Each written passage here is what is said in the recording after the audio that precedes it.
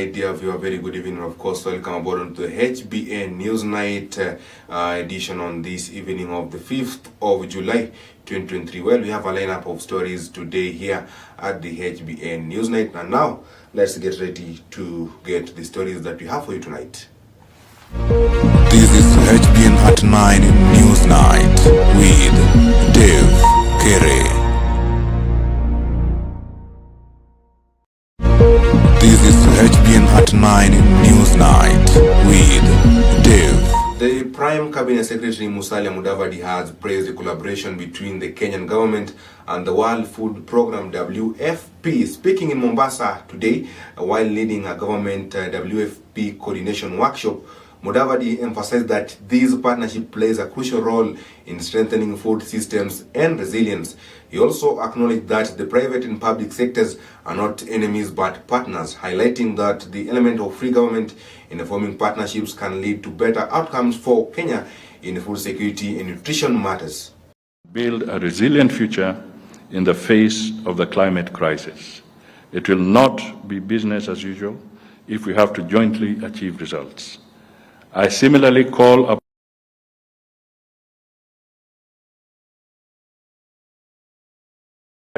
in the face of adversity. Meanwhile, I believe WFP's supply chain capacities is one of the strengths that we need to leverage. As we support each other to build local supply chains and infrastructure, you have the commitment of the government to continue maintaining Kenya as a supply chain hub through which you can effectively support the region.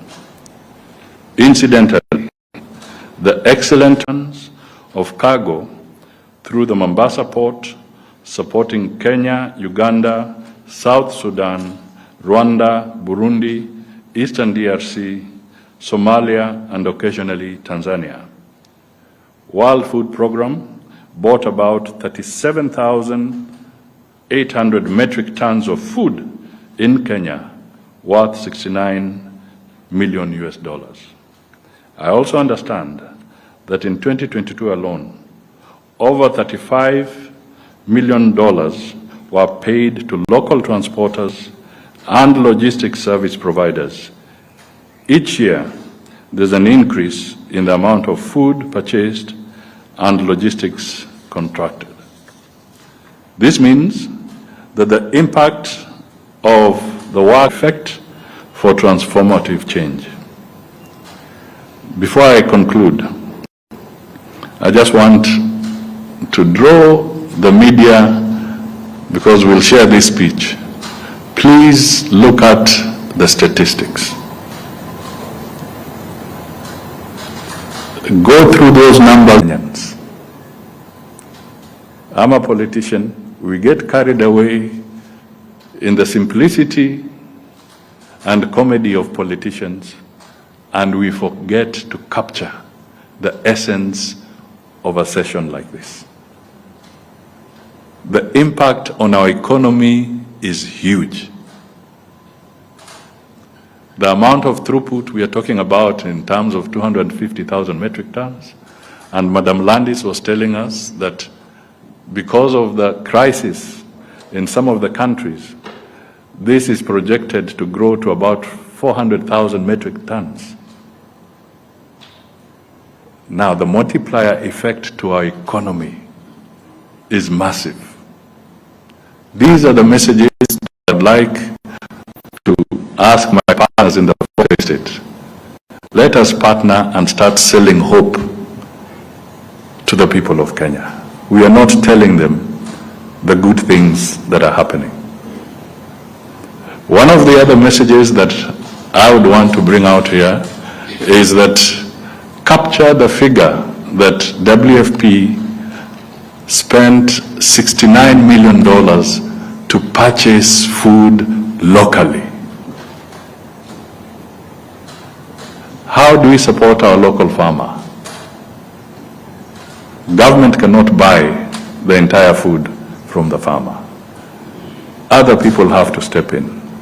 So when WFP comes and spends $69 million payable to those farmers, that is money being injected in our economy. That again, with bumper harvest, and I've always been taking WFP to task on that, step up your purchases locally. The offtake from the agro farmer, and where necessary, the offtake from the livestock farmer must be stepped up. And that is how collectively we will start spinning the wheels of recovery. These are very... Now, the government will delay the plan to reopen the Kenya-Somalia border posts until the recent surge in terrorist attacks and cross-border crimes is addressed. Interior and National Administration Cabinet Secretary Kithure Kindiki announced this decision as the country increases surveillance in key installations following a series of attacks that has claimed the lives of more than 20 people. Na ya Somalia zimeanza mazungumzo ya kufungua mipaka yetu pande ya Mandera, pande ya Upper Liboi, pande ya Kiunga na sehemu zingine za mipakani. Mpango hatutarudi nyuma katika huo mpango, tutaendelea, lakini kwa sasa kwa sababu katika mwezi mmoja ama miwili ambayo imepita tumeona hao wakora wameanza kutatiza amani, tumesimamisha huo utaratibu kwa muda kidogo. Kwanza kabisa tushughulikie hao magaidi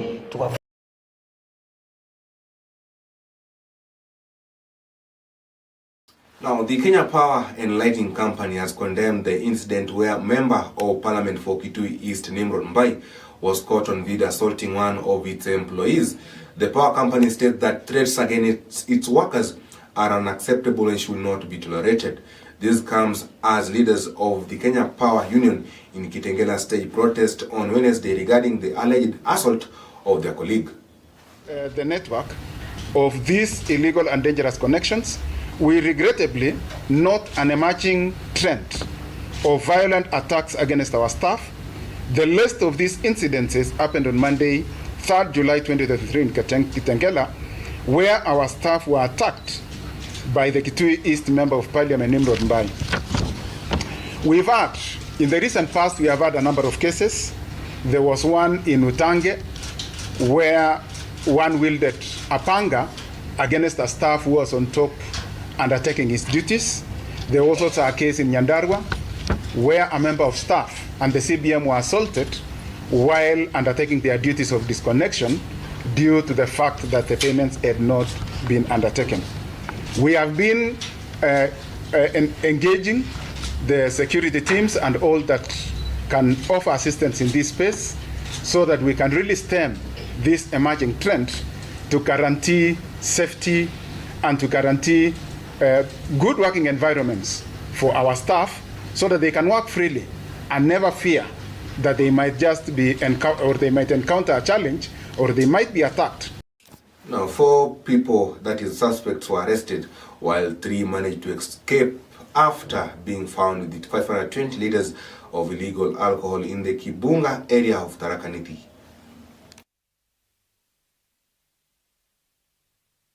Na hapa kama Kibonga ikiwa imekuwa mingi, ndio hii tumeipigana nayo siku ya leo 520 liters, na tunatayarisha hata wengine wale wanaendelea, vita bado inaendelea. Tukiwa as a team tunajua kwamba tunaweza kupigana nayo tukiwa na askari wetu na the strong team ambao tuko nayo. Hapa Marimanti Ward tumeanza Kibonga, hii kazi itaendelea mpaka Nkond, Chekariga na Tharaka Nithi kaunti mzima. Tuhakikishe hakuna mali inauzwa hii reset mburiu. Ya marking Kibonga ikuwe ni reset mburiu free tauni yote mzima. Na watahakikisha watakuwa kama example ya wengine wenye wanatengeneza. Now, still on issues of drug and substance abuse, 4 people have died and 8 others are in critical condition after consuming illicit alcohol in Kubwe Village, Migori County. The county police report confirmed that the 4, including a local vendor, died after consuming the toxic alcohol. Those admitted to the private Sam Jomain Hospital and Mabera Hospital, Migori County, are experiencing vision problems, difficulty in breathing and speaking. Residents are now calling on the government to take strict action against the sellers and manufacturers of illicit alcohol in the area to prevent further deaths. Tuna majonzi na masikitiko makubwa sana kwa sababu hatuwezi kupoteza ndugu 4. Wengine kama 5 au 6 wako hospitalini, wako katika hali mahututi. Tunashangaa sana. Ni kitu gani hiki? Sasa serikali jamani, Kenya tunapotea au tunaongezeka? Tuna hasira sana, tuna majonzi sana.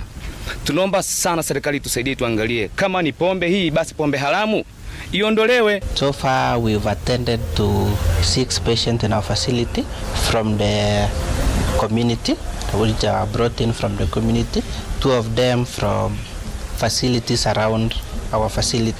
So it was an isolated incident by that time. So unfortunately in the morning around 8 a.m. we got other multiple cases coming in. So now we noticed is an outbreak. Now to Kiambu County, where conflict has arisen between tuk-tuk and border operators in Thika town regarding the allocation of stages and allegations of greed within the players of the trade. Wakati tunaandaa kuwa city, mimi kama mmoja wa kamati ile naandaa hiyo city, tunataka kuweka mambo taratibu. Tunataka kuwapangia na tumeanza kutengeza pale Christina Garden opposite. Tunataka watu hao wanapumzika hapo. Tumeweka mikakati na gavana wetu wa Kiambu, ni mshukuru kwanza na ile mikakati tumeweka. Ile shamba tumepewa Nderemonti, anataka kugawa mambo mengine iende huko pande hiyo kama stadium na nini, na tuko tayari na tunamsupport. Kusema ukweli, hawa watu wa pikipiki, sisi ni watu wa pikipiki na watu wa tuktuk wameungana, wameenda kwa sababu wameshindwa na kazi yao, wanakuja sasa kwa mashimo zetu kuja kutuharibia kazi. Mali sisi tunalipisha 50 ndio wanakuja kulipisha mbao. Sasa vita iko katikati yetu na wao. Kama wangekuwa nalipisha 50. A man in Kirinyaga County has committed suicide following a family dispute with his wife. Neighbors who witnessed the incident said that the couple have been quarreling for a long time, which led to the man committing suicide.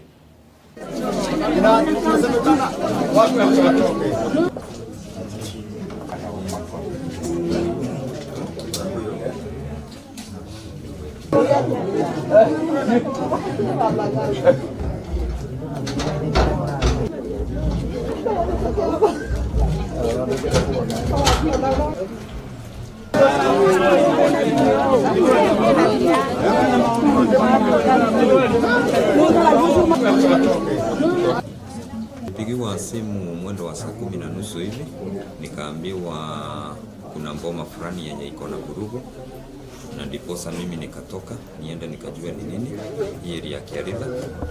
Na nilipofika niliongea na bibi mwenye alikuwa nje ya hiyo boma, na nikamuuliza nini imeendelea.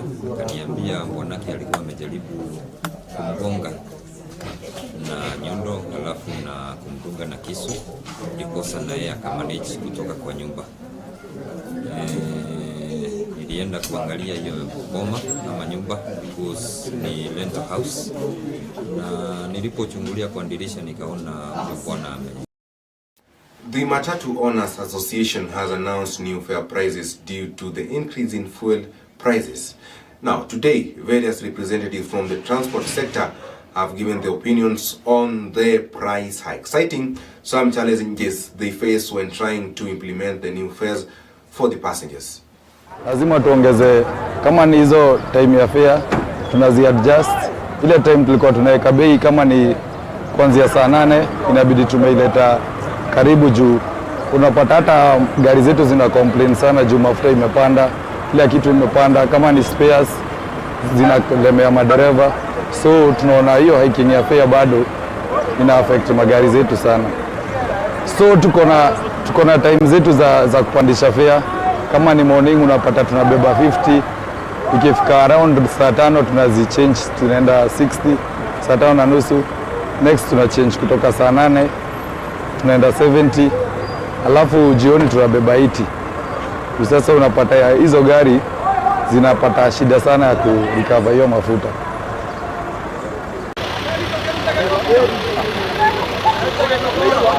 My name is Bernard Kinyori.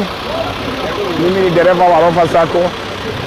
Sasa ile mafuta tunakunywa 14,000. Dereni tulikuwa tunakunywa za 10. Naona uko na difference. Abiria ukimwongezea bei analalamika. Sisi wenyewe hakuna kitu tunapata jioni. Tunaenda skodi 6 saa hii. Dereni tulikuwa tunaenda skodi 7, 8. Tunaona hata ukikuja hii town unafanyia mafuta tu peke yake. Na mwenyewe ukimpatia Kenya unampatia bado haridhiki. Mimi kwa majina naitwa Joseph Mwangi. Mimi ni dereva wa City Shuttle. Nimefanya kazi na City Shuttle for the last 15 years.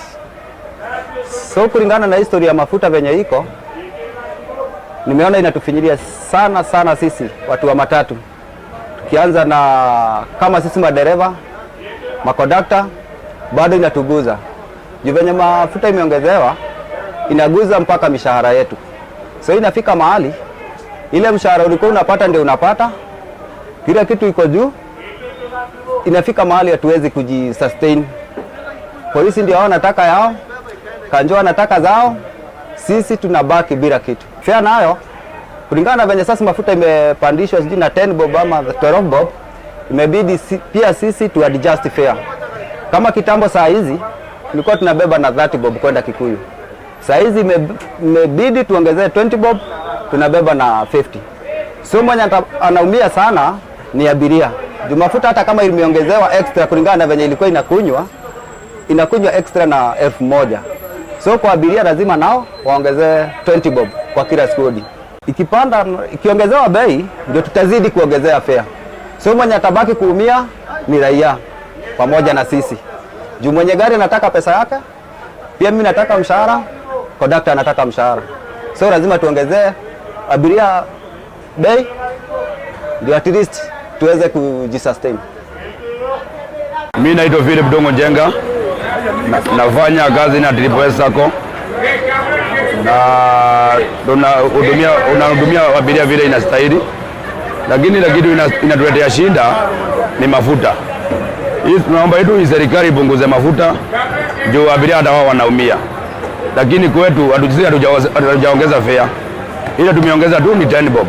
Lakini kuna masako zingine zimeongeza fare. Sasa sisi tunategemea tu serikali tu ipunguze tu mafuta. A section of religious leaders from various institutions in the country have made an appeal to Kenyans, urging them to have patience with the government in addressing the cost of living. They have also commended the government's efforts in combating drug abuse and other dangerous substances in the country. Archbishop Dr. Adha Kitonga na ametubariki tukiwa na IPPA ambaye ni wachungaji wameshikana wote. Tuko hapa sababu ametutembelea na ametuachia baraka. Hiyo mambo ya maandamano, mimi nitaongea kuhusu amani. Tuweke amani na tudumishe amani katika nchi hii. Amani mahali popote mtu alipo adumishe amani. Hiyo ni jambo la kwanza. Jambo la pili, nataka kukongratulate serikali yetu. Kwanza kuna kazi inafanya. Hii kazi ya mambo ya pombe. Ana vijana walikuwa wamemalizwa na pombe. Tafadhali ninaomba community, kanisa na bodi zote kama zinaweza. Na nilisikia wazee kule Kiambu wakisema wameuga hiyo kitu mkono ili tuokoe vijana wetu. Vijana wamemalizwa kabisa na mambo ya pombe. Na kwa hivyo wakati serikali inasema inakuja kwa hizi pombe ambazo ni haramu, tafadhali tuwauge mkono ndio tuweze kuokoa maisha ya vijana wetu. Hiyo ni jambo moja ningetaka kusema na ninawaombea ili hiyo mradi uendelee. Tutakuwa na demonstration both side wa serikali ama opposition. Mimi ningeomba niseme amani idumishwe na tusiharibu kitu ya mtu. ni mzuri kwa sababu kila mtu ako na right yake, lakini amani idumishwe kila mahali. Tuchunge, tusiharibu vitu vile tumetengeneza. Hii nchi imetoka bari sana. Mungu ako na kusudi juu ya nchi yetu. Tusiharibu nchi yetu. Hakuna mahali pengine tunaweza enda. Kila mtu ako na kwao. Hata saa hii tukiondoka hapa, kila mtu ataenda kwao. Kwetu ni Kenya. Kenya ndiye nchi yetu. Kwa hivyo tuichunge sana. Tusiharibu kitu chochote hapa nchini. Mtu afanye jambo lile anafanya, lakini usiharibu kitu ya mwenyewe na udumishe amani. I think in Kenya we have 3 arms of government, which all of them are independent. What we need to do is to have a very powerful judiciary, because those who are in government, also in parliament, all these are politicians. And you know, politicians, they are there to serve their own interest, even though they may come around telling us, oh, we are going to do for you this and that. But the bottom line is that they want to do, they want to fulfill their own desires first and foremost. So we want to have a very powerful judiciary, which can also stop some of the things that the executive and the executive arm of government is doing. For example, I had people almost everywhere opposing this financial bill, but then they went ahead and passed it. So it's good to have a very powerful judiciary, which is also going to stand there to be there on behalf of the people. So it's not very necessary, because once the opposition calls for a demonstration, sometimes you may not be very, you may not be fully in full control of what people are going to do. Because what people do, they normally call for demonstrations, but then we have goons who comes around. People who are just loitering around, they just go demonstrating, destroying people's property. What we are supposed to do, the police is supposed to take charge. It is the responsibility of the police to arrest the people who are destroying the properties of other people. Otherwise, to me, I don't think that law is good. That is the same as killing a demonstration, and also demonstration is a right in our constitution. So what we are saying, we want demonstrations, but we want responsible demonstrations which are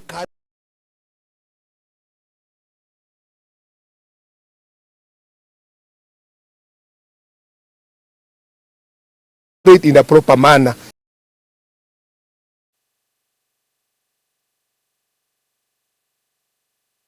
Now, a section of religious leaders from various institutions in the country have made an appeal to Kenyans, urging them to have patience with the government in addressing the cost of living. They have also commended the government's efforts in combating drug abuse and other dangerous substances.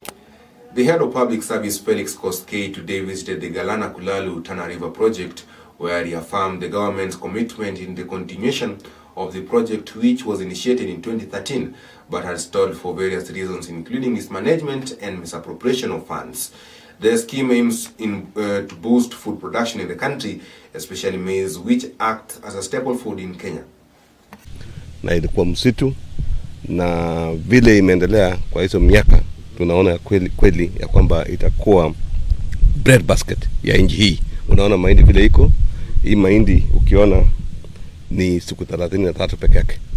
Na tuko sasa na eka 500 ile sasa imepandwa. Center Bifort inafanya kazi mzuri, na ninaona kwamba hapa tukipata wawekezaji wengi, hapa itakuwa mahali ambapo tutapata chakula ya nchi hii. Mea sana mvua kuwa source ya maji ya kupanda mahindi au vyakula tofauti, lakini tunajua kwamba kisasa huwezi lisha watu, huwezi tegemea mvua, kwa sababu mvua huwezi jua itakuja siku gani. Mambo ya climate change imeingia hapa, na huwezi jua ni siku gani, itakuwa namna gani, itakuwa na jua, itakuwa na mambo mengine. Lakini tukienda irrigation kama teknolojia mpya, tunajua kwamba mwaka yote tunaweza hata funa mara 3 kwa mwaka.